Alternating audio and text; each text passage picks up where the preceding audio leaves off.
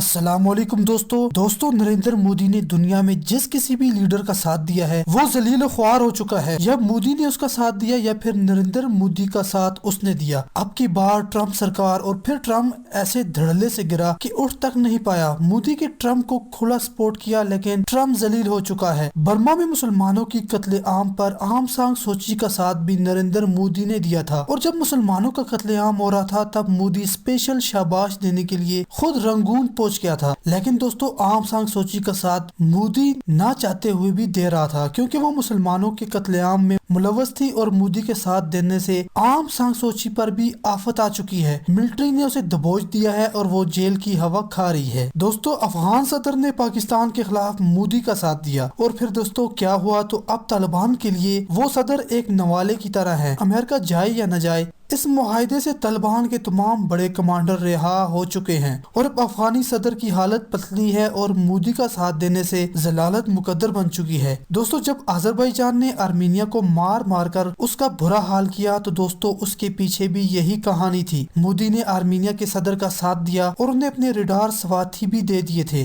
तो दोस्तों जलालत तो मुकद्दर बन चुकी थी आर्मीनिया की। अब ये हालत है कि जंग हारने के बाद आर्मीनिया के मार्शल आर्ट जैसे हालात बन चुके हैं और मोदी का साथ देना आर्मीनिया के सदर निकोल पाशियान को काफी महंगा पड़ा। जलालत तो मुकद्दर बंद ही चुकी है। फिर दोस्तों क्या हुआ, इसराइल और इंडिया की दोस्ती पाकिस्तान की वजह से काफी गहरी है। दोस्तों मोदी ने इसराइल को भी जलील करवाने के लिए कोई कसर नहीं छोड़ी। इसराइली वजीर आजम नेतन्याहू का साथ दिया और फिर उनकी हालत ये है कि सरकार नहीं बन पा रही। एक ही साल में तीसरी बार इलेक्शन करवाने पड़ रहे हैं। दोस्तों मोदी ने एक और बंदे का साथ दिया और वो आज भी जमकर जलील हो रहा है। वो है सऊदी शहजादा मोहम्मद बिन सलमान। दोस्तों अमेरिका की इस कदर सख्त पाबंदियां लग चुकी हैं कि ना कोई हथियार मिलेगा और ना कोई सपोर्ट। तो दोस्तों मोहम्मद बिन सलमान ने मोदी का साथ दिया और आज उसी वजह से सऊदी बाशिंदों पर भी अमेरिका का वीजा बंद हो चुका है। और यही मोहम्मद बिन सलमान है जो इमरान खान को ये कह रहा था कि आप मोदी को हिटलर ना बोला करें। दोस्तों जो बाइडन ने मोदी से हाथ फेरा और वो मोदी की नहुसत से बच चुका है। दोस्तों नेपाल ने मुंह फेरा तो वहाँ भी अमन है और केपी शर्मा ओली बड़े आराम से नेपाल पर हुक्मरानी कर रहे हैं। बांग्लादेश ने भी इंडिया के बजाय अब पाकिस्तान के साथ ताल्लुकात अच्छे किए हैं और वो भी आराम से है। और ईरान और रूस ने भी इंडिया से हाथ फेर लिए हैं तो वो ममालिक भी हर किस्म तसादम से बचे हुए हैं। मोदी की नहुसत काफी ज्यादा है क्योंकि उसने मुसलमानों का बहुत बड़ा कत्लेआम किया हुआ है। तो जो लीडर भी उसका साथ देता है दोस्तों खुदा उसे दुनिया में ही जलील कर देता है और मोदी का अपना अंजाम तो दुनिया के लिए इबरत बन जाएगा। इस वीडियो को शेयर करके मोदी